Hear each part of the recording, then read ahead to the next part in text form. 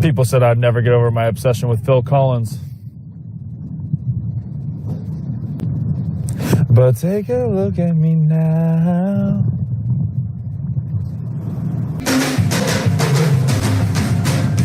All right, so it's 3 o'clock in the morning. House is quiet, so I'm ready to roll. Genesis, Into Deep. So this song is a sad song. Sad song. It's like a breakup song.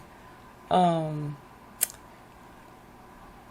of course, I'm gonna look at it, with my Catholic eye, through like a Catholic Christian lens here. And what I see is that this song is a song about your heart growing cold. It's a song about your heart growing cold, but we can look at it in terms of towards God, right? And so I came across a video by Father Mike Schmidt's Ascension Presents video, and this was like a retreat. It was like a retreat during the Bible in a Year series, is what I understand, and had a lot of really good insight that I think I can use to help interpret this song. So I'll be pulling from that a lot. The name of the video was, the title was Wrestling with God. So if you're interested. But he talks a lot about this subject. Tough Bible verses, maybe, tough teachings of the church, and the way that we can be lured away from God, and because the song, so the title of the song is Into Deep. There's a song about breaking up, but it's called Into Deep. So, how does that make sense? Well, we're going to make sense of that, because what happens is, and we can go right to Matthew 6:21, for where your treasure is, there will your heart be also. So what happens is, when you give your heart to something else, some worldly thing, you can't serve two masters. Matthew 6:24. You can't serve God and mammon. So you will, here's the exact quote. No one can serve two masters, for either he will hate the one and love the other, or he will be devoted to the one and despise the other. You cannot serve God and mammon. So this is what happens. You will start to despise God because your love is growing for this other thing. If it's sin, whatever. And that's where the into deep comes from. You're into deep into this this sin, this attachment, whatever. Alright. So that's the overview. So let's see, this song is from 1986. The album Invisible Touch.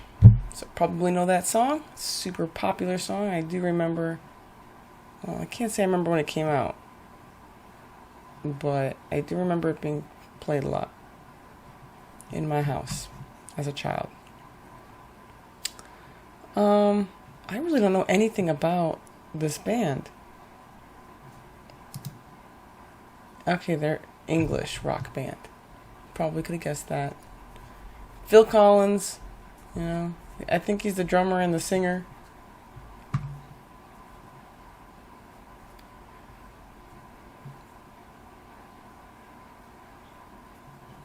Okay, so this song was written after he was approached to write the song for a soundtrack of the movie Mona Lisa. Never heard of that movie. Interesting. Anyway, that's background on the band and the song. Let's listen to it. Let's watch the video.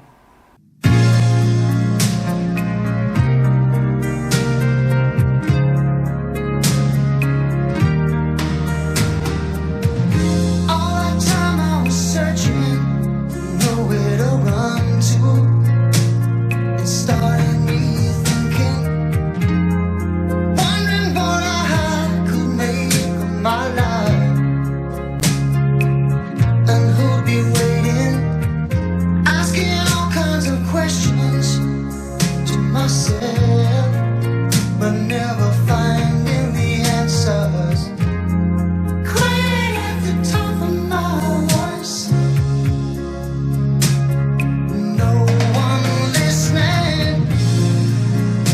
this time. I still remember everything you said. This much you promised. How could I ever forget? Alright, so the first verse, he's like, he's in this discovery mode. He's searching. You see in the video, the guys are all dressed in white. So it's like their baptismal garments. So they are children of God. But they're like in the darkness. They're like in this like labyrinth type environment. Like they're lost. So what's really going on a lot in this song is like this is like a period of desolation. So they're like not finding God, or they're not feeling his presence, right? So God will do this to us, to put us through periods of desolation, is to test us, right? And to grow our love for him ultimately. So that we're yearning for those, moments of consolation. So yeah, he's asking all these kinds of questions, right? Doubting, maybe, because he says no one's listening. He doesn't feel God's presence. But then the pre-chorus here is where it gets really interesting, where he says, all this time I still remember everything that you said. There's so much you promised. How could I ever forget? So go back to the Old Testament, the Israelites, right? So God promised them liberation from Egypt, from out of slavery. God made good on his promise, right? And did all these signs and wonders, and so proved himself to be trustworthy. Like they had no reason not to trust him. Like God, promised to free them and to, bring them out of Egypt. He did that. And then next he promised them, the promised land, right? So they had every reason to believe. And how could they forget that? Like when we read the Bible and then they turn around immediately and start worshiping the golden calf and turn to idolatry, we're like, how could this happen, right? We're like, but okay, so for one, to kind of tie it into the song, you have, and what's going on there with the desolation, you have Moses. So God speaks to the Israelites through Moses. Moses, brings the message to the people. He goes up to the mountain to talk to God. So as far as they can tell, God kind of disappeared from them, right? Like they don't feel his presence because their, mediator, right? Moses, disappeared. But what's really interesting, what Father Mike brought up about this is that he says, and I never paid attention or noticed this or heard it said like this before, but the Israelites, when they're worshiping this golden calf, they're not worshiping like a pagan god. They didn't actually go and start worshiping some other god, because what they did is they put this thing up there and then they said, look, this is the God that brought us out of Israel, or out of Egypt. So they are remembering that. They are remembering that God made good on his promises. And they think they're worshiping God, but really what they're doing is they're worshiping their own version of God. They're not happy with the fact that God, the true God, has left them, has abandoned them. And so they start to worship their own version of God. And this is what we do when we feel like God has abandoned us. Well, the God I believe in, God would never, or people do this all the time. You're going through tough things in your life, and you're like, either you completely ditch God because you're like, okay, well, I can't believe in a God that would allow so much suffering in the world, or whatever it is, and then, or, because your version of God wouldn't do that, right? And then there's a conflict there, and then you just say, well, God can't be truth, right? Because reality isn't matching up to my false image of God. Or what's happening is you're just going on believing in God, but you're not, it's this other version of God. And that's a form of idolatry that grows our heart cold. Because again, we're serving this other master. It's like when you hear them say all the time, like, well, I don't think God would be like this or like that. Like, okay, that doesn't make it true just because, in your head, God would, there wouldn't be a hell or whatever it is. Listen, I love you, but I just can't take this. I love you, but I'm playing for keeps. Although I need you, I'm not gonna make this. I want to, but I'm in too deep.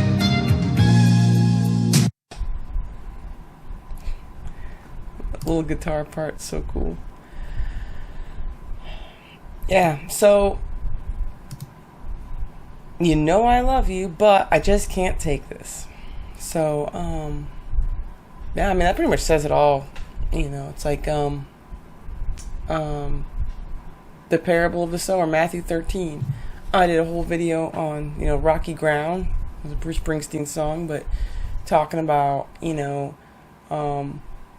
having faith in God until, people whose faith is, built on rocky ground or whatever. Yeah, as soon as,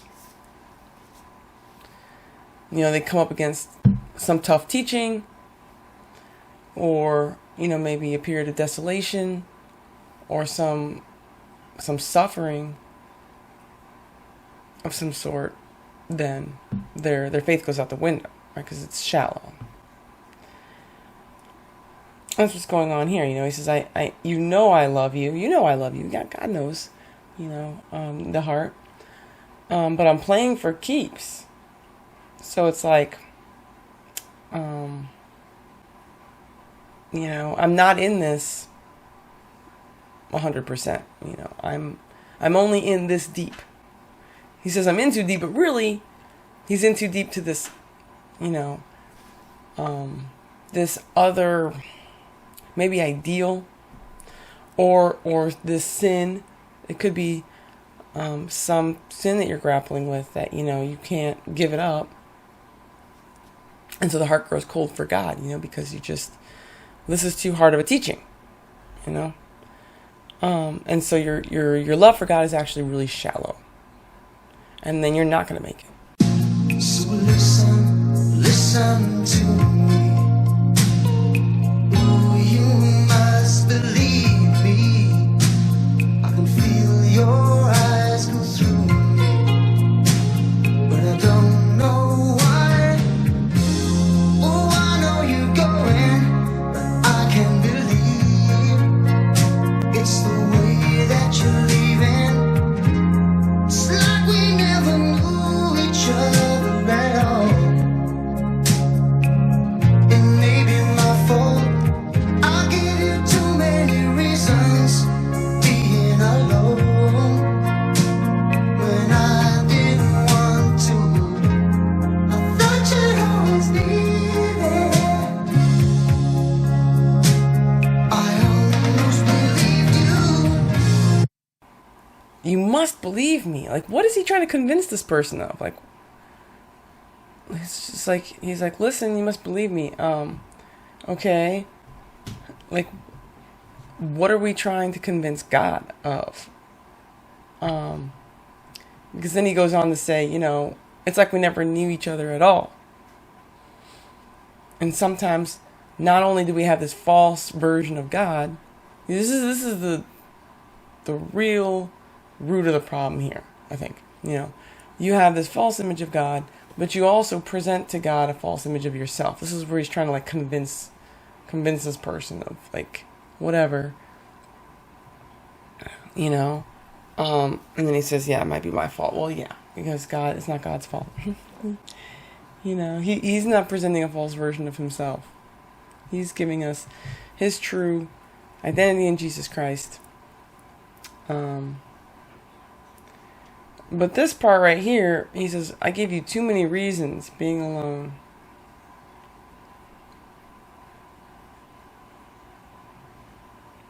when I didn't want to. It's yeah, I just feel like there's a lot of despair right there, like and really getting down on himself, when that's from the evil one. God, there's no reason big enough for God to leave us alone, but he's just really fallen off here. All this time, I still remember everything you said. There's so much you promised. How could I ever forget? Listen, you know I love you, but I just can't take this. You know I love you, but I'm playing for keeps. Although I need you, I'm not gonna make this. You know I want to, but I'm in too deep. So listen to me. I can feel your eyes go through me.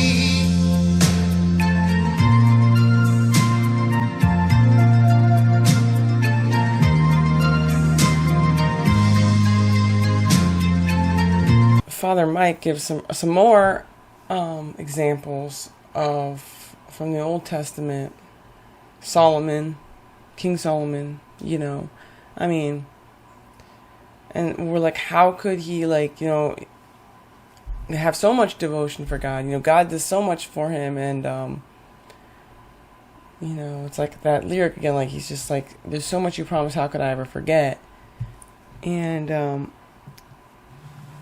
then at the end of his life, he's worshiping all these false gods. Well, because he had given his heart to all these concubines and wives. I don't know, he had so many.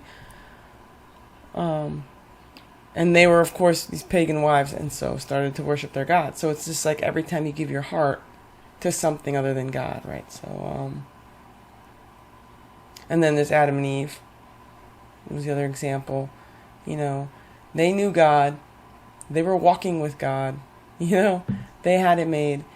And what happens? Eve is presented with this apple, and it looks good. It's pleasing to the eyes, right? And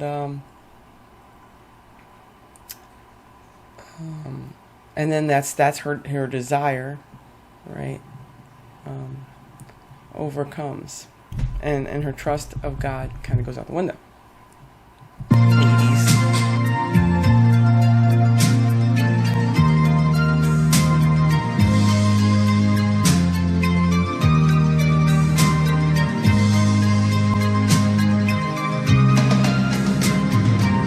It seems I've stayed too long, only thinking about myself.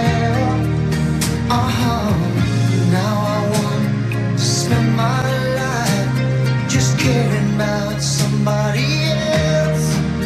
But listen. He says, it seems I've spent too long only thinking about myself. Indeed. Because I feel like this is a real aha moment. You spend so long thinking only about yourself.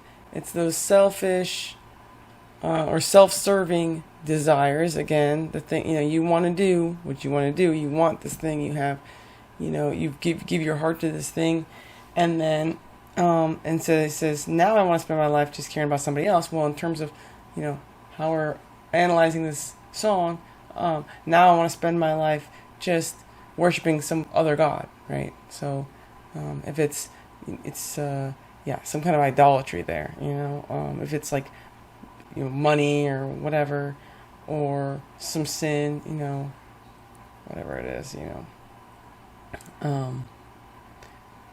or this false image of God, where big huge gay pride banner, love your neighbor is what it says. And it's like, okay, so our God is that. I think this is a huge stumbling block for a lot of people, because maybe they're not, their thing isn't being gay. They're not gay, but they don't want to. They want to celebrate their friends or whatever. They want to be part of the culture that celebrates this. so bad that they're pushing away God because, well, my God wouldn't condemn that, but read the Bible. Anyway, that's just a small example, but there's many, places where the church teaching could, you're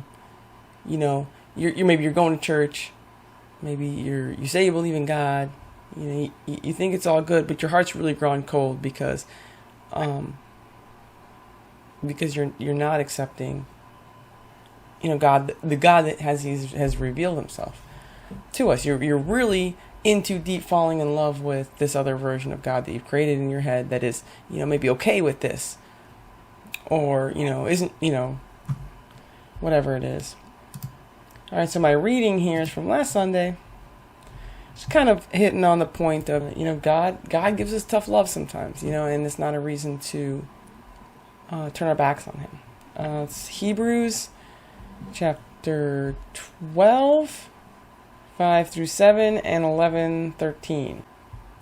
Brothers and sisters, you have forgotten the exhortation addressed to you as children, my son. Do not disdain the discipline of the Lord, or lose heart when reproved by him. For whom the Lord loves, he disciplines. He scourges every son he acknowledges. Endure your trials as discipline. God treats you as sons. For what son is there whom the Father does not discipline? At the time, all discipline seems a cause not for joy, but for pain.